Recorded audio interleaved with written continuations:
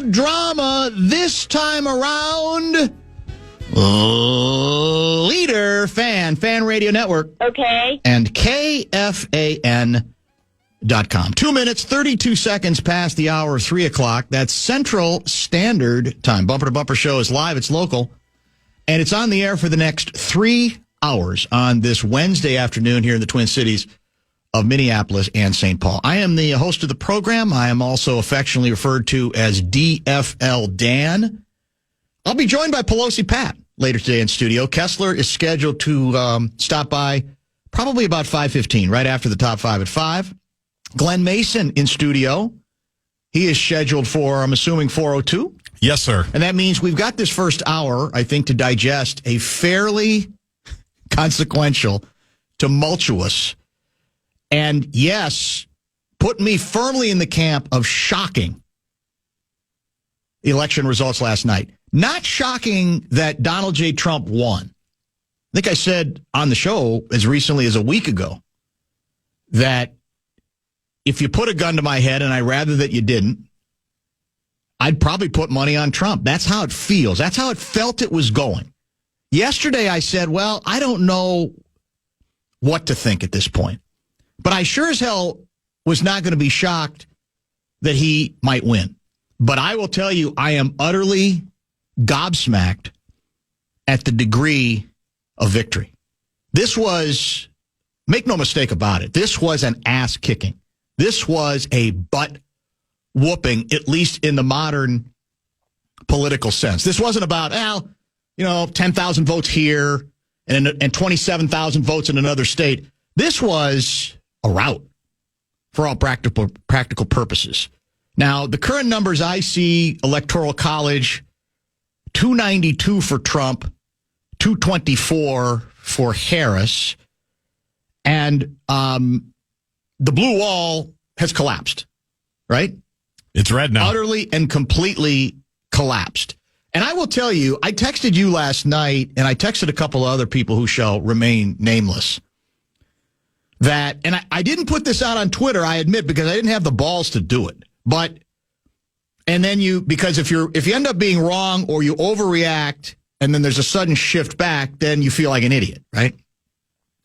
But I was texting people like you and others that I know, and, text and talk more than people know, that it's over, Johnny. You can feel it. No matter what was not yet to that point being proclaimed, if you studied the numbers, you could see this was not adding up, especially when the numbers started coming in favor of Trump in Pennsylvania, right? And you're going, well, there's only a couple of paths. We all know there's the Sun Belt path, and that evaporated, right? Especially with North Carolina. That was gone in no time. Drop of a hat. That wasn't going to work. I guess there was always still the possibility out west of Arizona. I think that's really close still, has not yet been declared, but I think Trump's leading there too. He is. Then the other way was, well, you got to get, it's not, and through much of the night, Harris had a decent lead in Michigan. But the problem was that wasn't enough in of itself, right? It had to be one of several states that she was going to need if you're going to go blue wall. Wisconsin, another one. I think Wisconsin was the one. I fell asleep by then, I think, because that was declared. Was that like 2:30 in the morning, something like that? Yeah, I was where in the bed by network that point. started, and I woke up on the couch at like 3:20 in a daze, going, "What city am I in? What time zone am I in?" But the numbers started shifting also in Pennsylvania, and to me, it looked like this isn't adding up. There's no way now. The only X factor was, okay, a couple spots in some of the urban areas, the votes hadn't come in. But the problem was the leads that Trump was amassing elsewhere were too great to even think that we got 80,000 votes left in a couple of blue areas, but literally because of the way the math was working, Harris was going to have to get all 80,000 of the votes, which was not realistic, even in places where she was supposed to be strong. So you could kind of see it, and that's where we're at today. The recriminations have begun. We're going to spend a lot of time on, there's a hell of a lot more at stake than after a Vikings game. I think the fan has learned. But the process for us today isn't going to be all that different than when the Vikings lose a big game or losing the playoffs. Go, what the hell happened? Election talking points. How did that happen? And usually we find some culprits, right? When it comes to the Vikings, sometimes going back a long time, several years, in fact. And I think that will apply in this case as well. Now, it's bigger than just the presidency. The fan has learned that the Senate now belongs, or will belong, to the Sharks as well. Currently, it's 52-44. You need 51 for majority, and I think that's going to hold. And then there's an open question about the House of Representatives, right? Right now, I've got it unofficially 201 for the Sharks, 186 for the Democratic Jets. You need 218 for a majority, so there's some still out there, but I think the betting money seems to be at this point, it's probably a bad term, given how much betting money was probably lost in this election, is that the Republicans will end up with a narrow majority. Good chance they'll end up with a narrow majority. But beyond that, if that's all not enough, he's winning the popular vote by, is it 5 million? Yeah, about 5 mil. Remember all that talk about we got to do away with the Electoral College? That's because the only way the Republicans can win anymore is how? Electoral College. Mm-hmm. It may have served us well for a couple hundred years, but we're tired of it. Now it's got a stranglehold on us, and it's allowing the wrong people to be put into power. He's dominating in the popular vote. Will you look this up for me? Is this the first time since 1992 that a Republican has won? It's something like that, yeah. On the popular vote side, this is a thorough demolishing of the Democrats. And our old good friend Joe Anderson. That's how he used to sort of he'd call him. He'd try to get both sides of the aisle, the Sharks and the Jets, bitter with him, because he called them the Republicans and the Democrats. Today, it's going to be more about the Democrats and deconstructing this setback. Because it's funny how the next day it can look extremely explainable. You can point to a number of obvious items that we've talked about from time to time, although still with not a strong feel of, well, how is it going to play, to the electorate, to the folks who vote, how exactly is it going to play? And I don't know how many times, I've said this so many times, whenever either the Sharks or Jets have lost. I've said this in the state of Minnesota. I've said this nationally. You can go two ways when you lose. Not that different than teams, right? You can say, refs screwed us, which, of course, is basically what Donald J. Trump went with 4 years ago. Not our fault. We got screwed by the officials. You can go with that. You can go with a couple of bad breaks here and there. You can go with, hey, we're good. A couple things didn't go our way, but we're not going to panic. Or you can even, like I said, politically speaking, say, well, all the people who voted on the other side are idiots. They're racist. They're dangerous. You can do it. But if you do, you run the risk of losing another one, right? Or putting yourself in danger of losing another one. If you shoot the messenger, so to speak, that's the danger of what you do. And I've seen it both ways so far today. Some recriminations among some Democrats. Got to do some soul searching. We made some significant blunders. And by the way, I'll say it for about the 10th time this election cycle. When does Dean Phillips get his apology from a bunch of snarky, sneaky gutless Democrats who mocked and ridiculed him all along the way, forever suggesting that the Democrats were screwing this thing up, waiting as long as they did on Biden. And then when he ran and he got like 9 votes, remember how snarky the number of Minnesota Democrats especially got, mocking and ridiculing his performance. He's the only guy in the party, if he's still in it, still wants to be in it, who again today has a right to say, when are you gonna acknowledge me?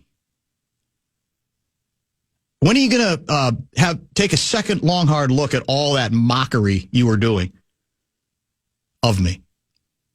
Because he got a significant part of this right. Now, what we'll never know is if Biden had been convinced to drop out a lot sooner, would it have mattered? I don't know. I know this. We'd have had an actual nominating process. Instead of, and we did talk about this on the record often, the anointing of Vice President Harris, which the next was day, basically always dangerous. You're always asking for trouble. And now we see these numbers and say, well, yeah, that didn't work out so well. Maybe it wouldn't have mattered. We'll never know, but we do know that approach was not helpful and could be seen at the front end. And the problem then was, well, are you on board or not?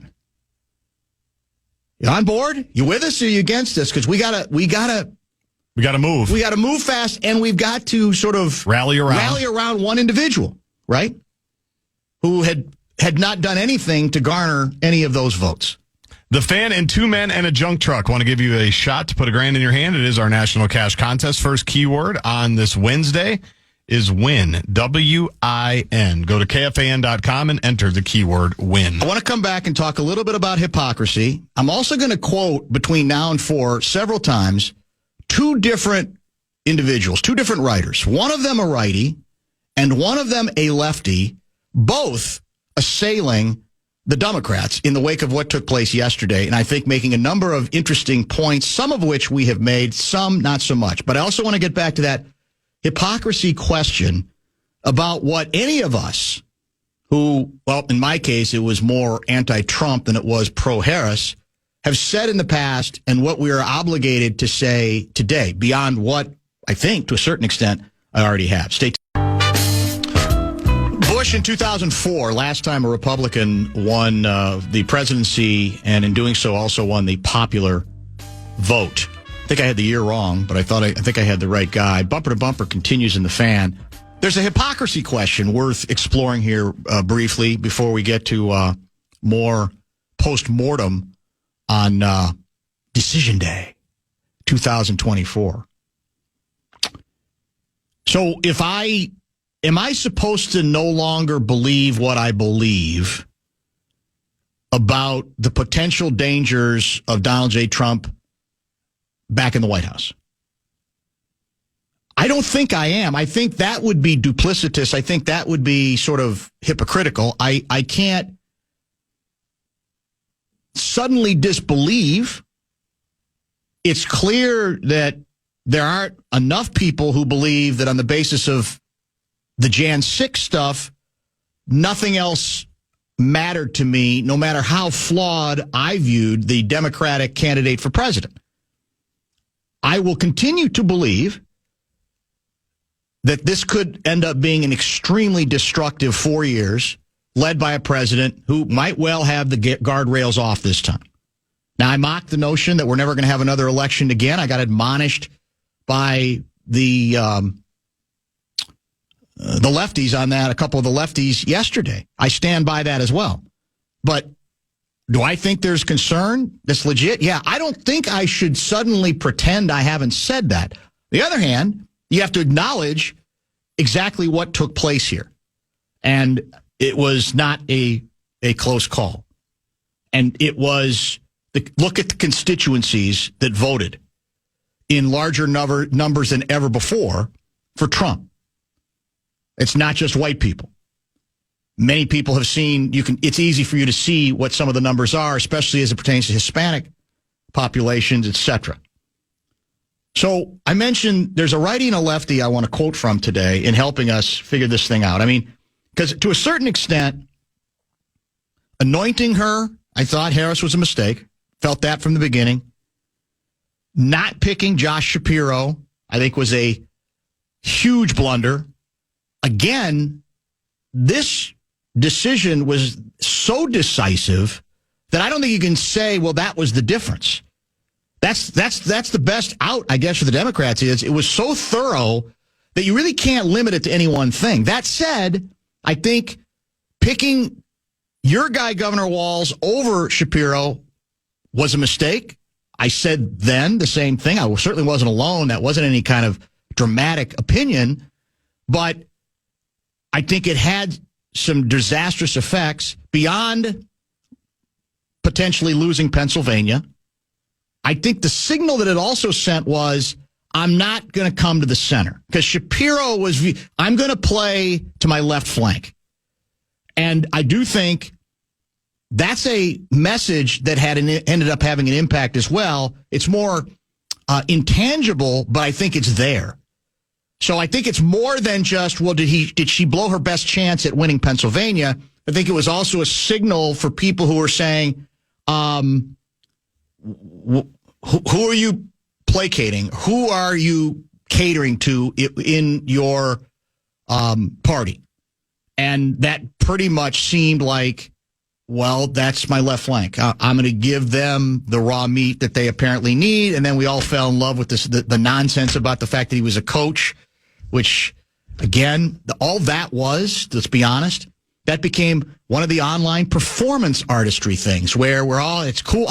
Coach, it's like it's not defensive. He's one of it. The whole bit but we see clearly it had absolutely zero impact on and again, it's vice president.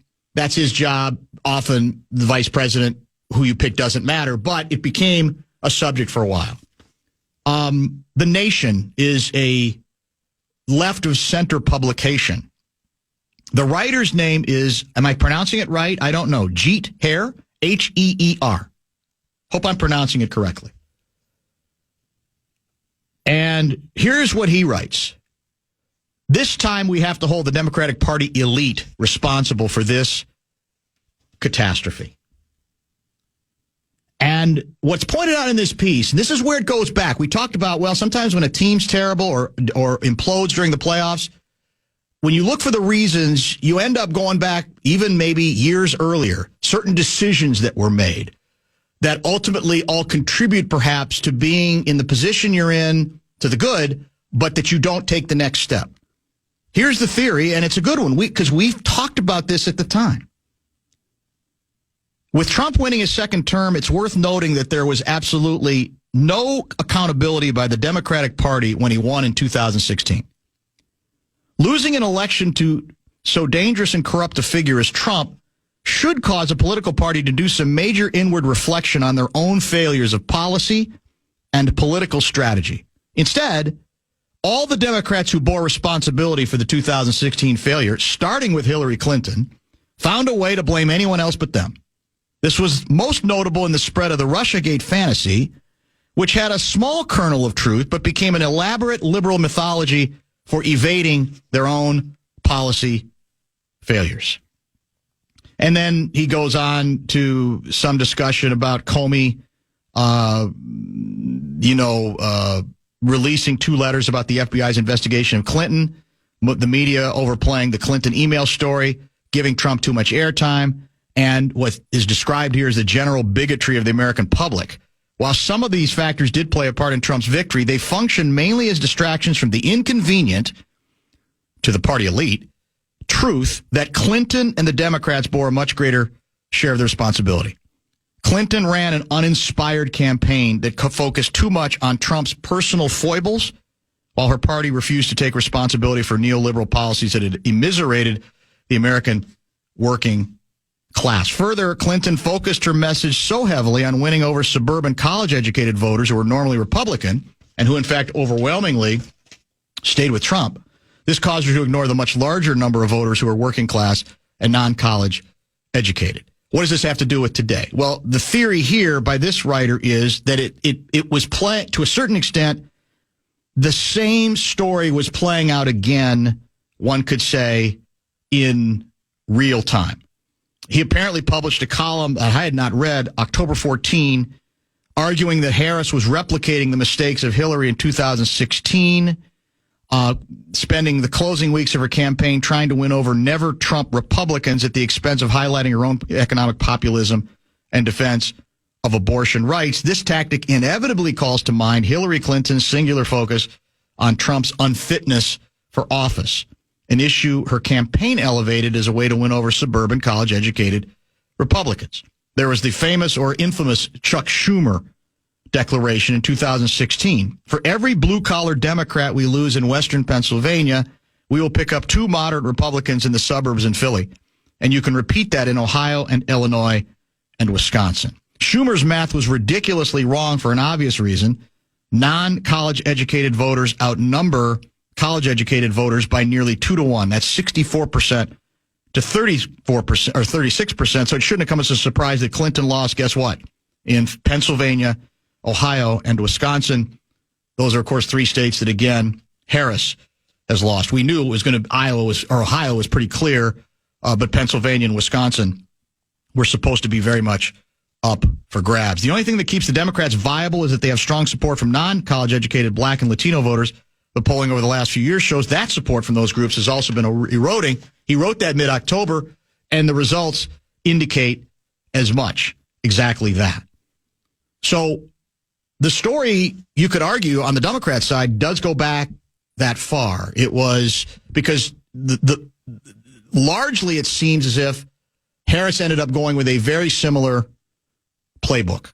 And it may be fine for a talk show host to make it simply a referendum on the dangers of Donald J. Trump.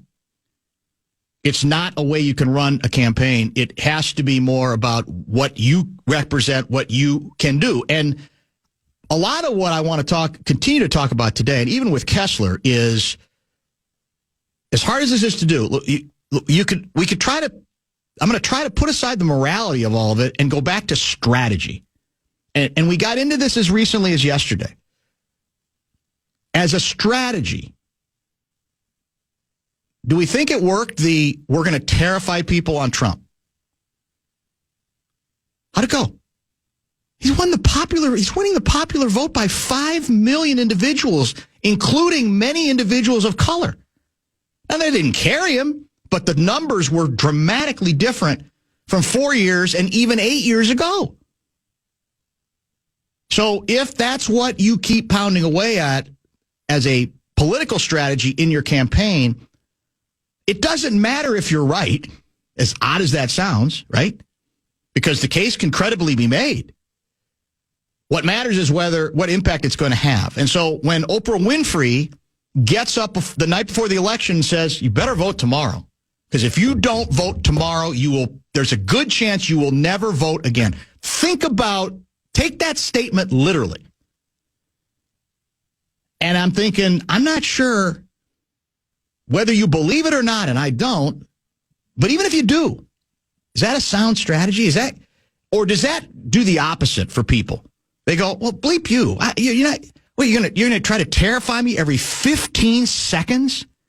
That's not, give me a better reason than that. And we clearly saw that for a lot of people, that was not nearly enough of the story. Bottom of the hour pause. I want to get to the other tentacle of this thing from the righty writer who actually writes he's a regular columnist for the New York Times.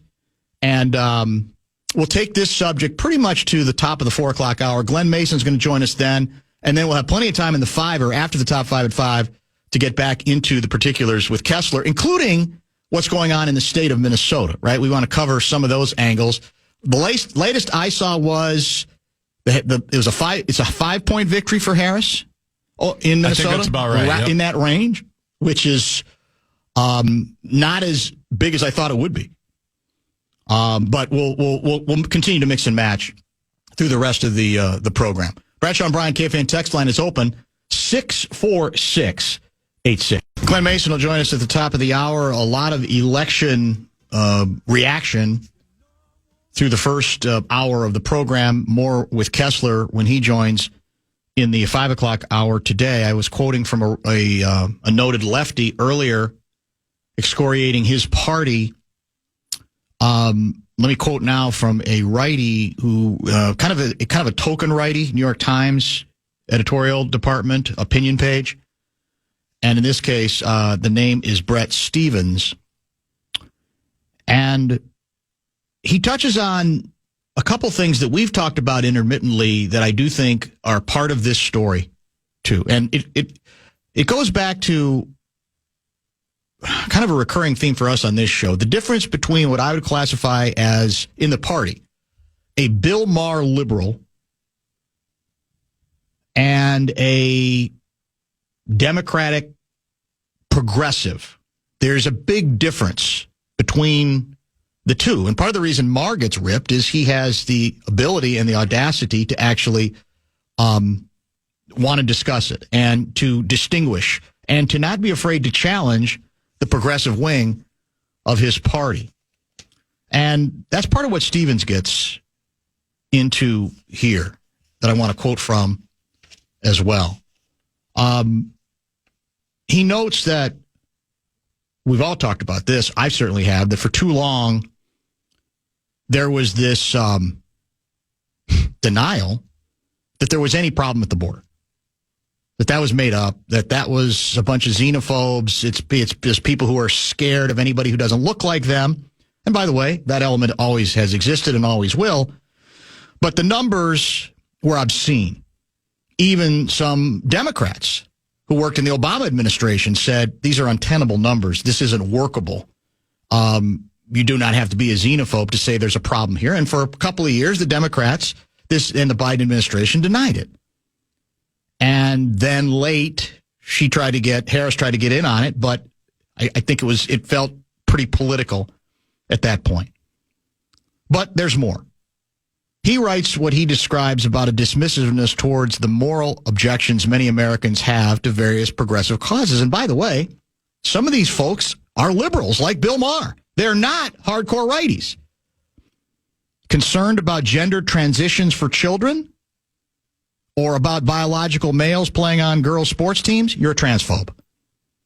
Dismayed by tedious, mandatory, and frequently counterproductive DEI seminars that treat white skin as almost inherently problematic, you're the racist. Irritated by new terminology that's supposed to be more inclusive but feels as if it's borrowing a page from 1984, that's your problem. That's indeed on you as well. And as he goes on to write, the Democratic Party at its best stands for fairness and freedom, but the politics of the progressives on the left is heavy on social engineering according to group identity. No matter, by the way, what this particular election results would seem to indicate regarding the limitations of gender, I should say group identity, and just making assumptions that a particular group of individuals, a particular race, particular ethnic group, is a monolith, that they're obligated to think one way on a number of issues, not the least of which would be the economy, which, according to every exit poll, is still at the top of this thing. And you can say, well, wait a minute, 401ks are great. Economy, in a lot of ways, is humming.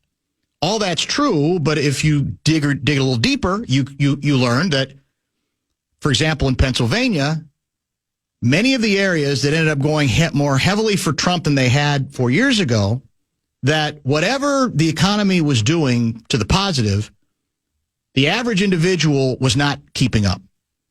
From a wage standpoint, from a housing standpoint, and to those individuals, it doesn't matter that all of the analytics would indicate that we have a wonderful economy. So to a certain extent, that became, you could say, like I said, a very big part of the issue. Politics of today's left is heavy on social engineering according to group identity. It also increasingly stands for the forcible imposition of bizarre cultural norms on hundreds of millions of Americans who want to live and let live, but don't like being told how to speak or what to think. This is an element of the story. We've talked about this. We've talked about the nonsense that if you push back on asking questions regarding who should compete against whom and how we go about trying to be fair to everybody involved, that somehow you're a lunatic righty. You don't have to be a lunatic righty logically to think guess what? Look at the polls. 85% of Americans say we're failing. We're not doing a good enough job figuring out who should compete. I don't want to stand in the way of somebody who wants to change sexes. God bless you. I don't care. Do it. But there could be ramifications that are involved in that when it comes to competition. And I do think these are the sorts of stories that get pushed. There was the commercial that, according to a lot of the experts, might have been one of the most effective for Trump. And it was an old piece of video of Harris. I don't remember what the interview was. Basically endorsing the concept of any prisoner in the prison system, United States of America, should have the opportunity to change sexes and be paid for. Right? Now, it sounds outlandish. Well, how many people does this really affect? But she said it. Why she said it, I don't know. But in a real world sense, I think most people are going, well, I don't really care, especially with adults. I actually do care when it comes to children. There is, as our guy Gerald Posner has written beautifully and journalistically, there are legitimate questions to ask on how easily children are allowed to go through a process of changing sex, including surgery, that we should all be talking about. And in fact, in some countries, they've backed away from that because the research isn't as clear as many of the doctors who've gone forward with it want to believe. But when it comes to adults, I don't care. But if this becomes the stuff that you are talking about, referring to, there is, I think, a vast majority of Americans who aren't comfortable with that, who aren't anti-transgender, or who have no difficulty with people coming legally across the border, etc., that you keep pushing those sorts of cultural new norms, people notice. They start pushing back on it. And they really start pushing back when? When they're told you can't even ask questions about it. Something is wrong with you. You are hateful. And there are hateful people out there. We all know they're out there. But that doesn't mean these questions. And by the way, these questions are being asked more often all of the time. I chuckled because I almost gave it to you for sound. It's not worth the time now.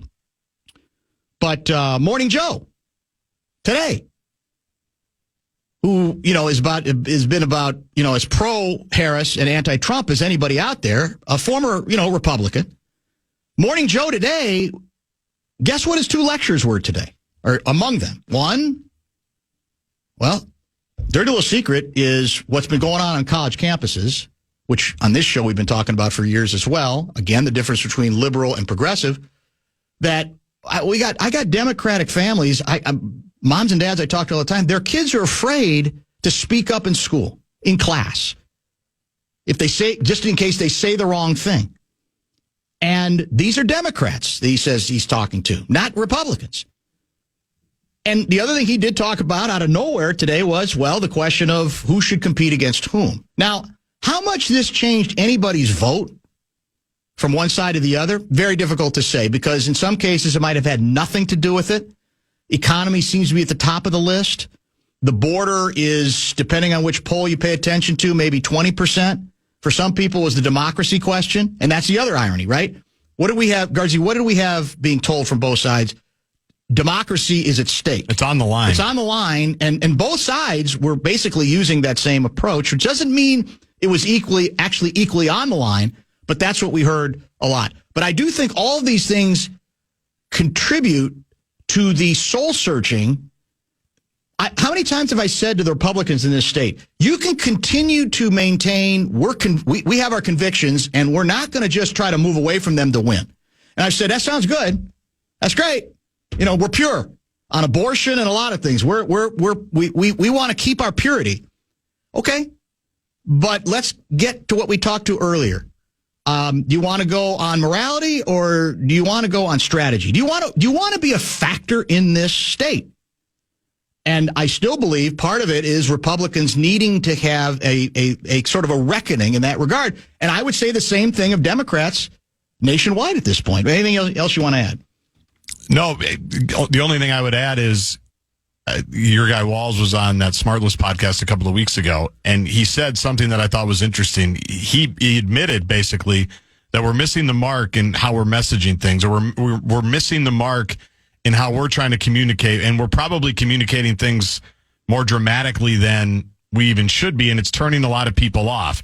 And he went back to his teaching roots, because why wouldn't he? Right, yeah. Said, if my kids aren't understanding it, then I'm not a very good teacher. And I think last night is just further confirmation that with all the stuff that you just laid out on some of those social issues, they're missing the mark with it. And you got to give the Trump campaign credit, too, for identifying an untapped voting block when it comes to whether it was the Hispanics, whether it was the younger males, if you want to call it the Joe Rogan effect, the Barstool effect, whatever you want to call it. He dominated in that category. 100%. And what was the word they kept saying last night? 20 to 29, it was like 50-50, I think. Yeah. 50-50. Which is surprising. Which is amazing. Yeah, go ahead. And what was the word, but also grabbing from that block people that don't normally come out and vote? There was a word for it. Now I'm forgetting it. Well, they did a good job. Lie when the polls call them. That's the other thing. I think we're still learning. There's a lot of that going on. Sure. Which is interesting. Which tells you, again, you wonder if we should, we say this every 4 years, though, so it's not going to change, that we should just not even bother with the polls because they were as wrong as they were. You remember Gary Kasparov, the chess master? Yeah. Again, not exactly a flaming righty. The prevailing tone was that leftist social agendas were simply progress, and anyone who didn't embrace them was a fascist or a dinosaur. But even if that's an argument to be had on a talk show, it provokes moderate resentment and is a losing proposition electorally. Again, he's saying, you want to win? A lot of this is about strategy. Here's the other thing we're already seeing a lot. And this is on MSNBC yesterday. Your gal, what's her name? Joy Reid? Joy Reid? Yeah. So I know where you're going. Last night, she's almost like, hey, let's remember one thing. Regardless of whatever happened here, we'll try to figure it out. But Harris ran a flawless campaign. And, I mean, how flawless? Well, even Queen Latifah, who never endorses anybody, endorsed Harris. You got no chance to figure this out when you go down the alibi train as if none of this is on us. Flawless. Perfect campaign. Queen Latifah, which is, again, the Democrats, this isn't going out on a limb, they've got an elitist problem right now. They do. They get all the polls show that for more people who make more money, they got them. They've got the Democrats have them.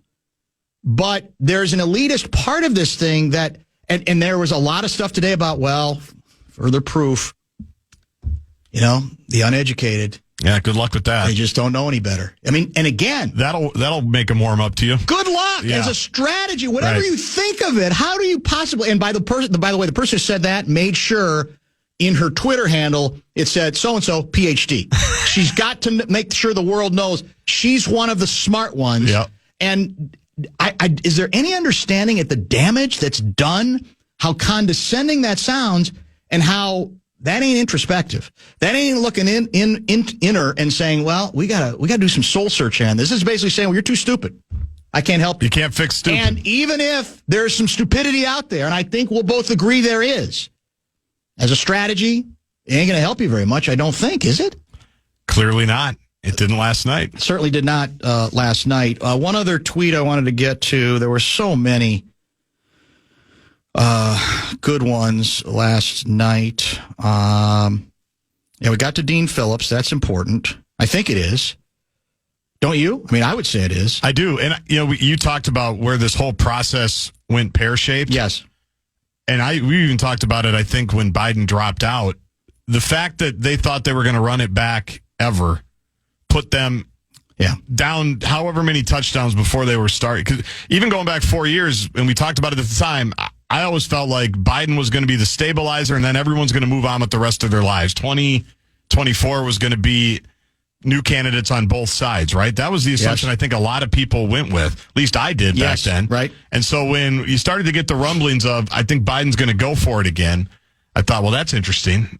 That doesn't seem like a great plan. And then he clearly wasn't up for it, and you missed out on an opportunity because everybody to almost reset and recalibrate. And even Scott Jennings, your guys, talked about all summer. He's like, you guys have a lot. One of the big phrases right now is the deep bench. You got a good deep bench of young candidates on both sides, right? As we're all looking for a refresh whenever this whole decade of Trump stuff ends. He said, but you never developed your bench. You didn't even develop your vice president. So when she had to step in at the 11th hour, she had nothing of her own record or accord or anything to even fall back on. And when she was given the chance to separate from the big guy, from the boss, she didn't. So there was no attempt or effort. And at first, she didn't do anything. We had that stretch where she wasn't doing any interviews. We're going to keep her away. There's no rules here. We can do it however we want to do it. What was the comeback? Well, the object is to win. We don't care what, the idea that there are reporters who are furious that there's not more contact here. We don't care. Are you trying to win? Well, how'd that end up going? I mean, decisive loss. And if you want to, if you want to keep it simpler, you say basically that a Democratic president who, what were some of his numbers over the summer? Approval rate of maybe like 28%, and the incumbent that, regardless of which party you're talking about, you're already a little bit behind the eight ball, right? Usually incumbents have that issue. Usually there's a recalibration and an adjustment, and you had a Democratic president who was underwater, right? Whether that was even fair to him or not, anybody you put in there was going to have some difficulty probably navigating those waters, no matter how effective that they might have been. But I'll say again that if you have an actual process and you find a way you have to, obviously move it up, make it quicker than it ordinarily is, the nominating process, as late as Biden dropped out, I still think you at least send out the perception that, well, this was kind of an accelerated horse race, but she won it. Or somebody else won it, right? Well, there was a process, unprecedented because we sped it all up, but still a process that she had to, sort of fight through some stuff and fend off some other candidates. That never happened in this case, right? It didn't. And that was what James Carville recommended even after the first debate. Said, this is what we should do. Get 4, 6, 8 of them, run them through a quick process, and we'll see what happens. But they never did that. The number, let me see if I have the number this summer. I thought I had it here. By the way, Trump won voters who say democracy is very threatened, 50-48. So again, that was in the democracy's in danger off. Because they both went down that road. Biden's 38% approval rating in June corresponds to a Democratic popular vote of about 48%. That the simple model is that unpopular incumbent parties tend to lose. So maybe we're contemplating our navel here, and a lot of the stuff we're talking about isn't directly related to it. I think it all contributes, but there was also, you could say, the uphill part of it for that reason, and enough people, more than I ever thought, who basically decided that all the stuff they knew about Trump, all of the dysfunction, all of the threats, and all of what he has already threatened he's going to do this time around, where, he ain't even going to try to, start kind of speaking relatively softly and build into it. He's going to come in nuclear. All of those things didn't matter in the end to a remarkable number of people, and not just white people, right? So we have to start changing the dynamics of what we look at, and really even maybe how the electorate how it's divided up. And I think it's divided up differently. It's changing. And one of the things I do think has to do, sort of like with haves and have-nots, in a way that we've historically, Democrats craved the have-nots. We're here to help. We're here to be your voice. Well, too many of those individuals aren't buying that any longer, or they don't think they're getting enough out of their affiliation with the party, and they're saying, yeah, this other guy's half insane. We already kind of know that, but yeah, it's been 4 years since I remember all the crises with him. Man, we'll take another flyer at it. Top of the hour pause. Kessler in the 5 o'clock hour. Back. We'll get back into this subject. We will talk plenty of football. I'll ask again. This is about the 5th straight week for an apology from Glenn Mason on my Indiana Hoosiers, who continue not only to win but to dominate. They got a huge game this week. They're undefeated. Gophers have a 4-game winning streak, and we'll discuss a couple of other things as well. I'm going to challenge him, for example, on what he really knows about Indiana's first 9 games this year compared to incumbent national champion Michigan's first 9 games last year. Because I have a hunch he didn't say the same things he's saying now about the Hoosiers and their schedule about the Michigan Wolverines last year. And he might be surprised how similar those schedules actually worked out to be.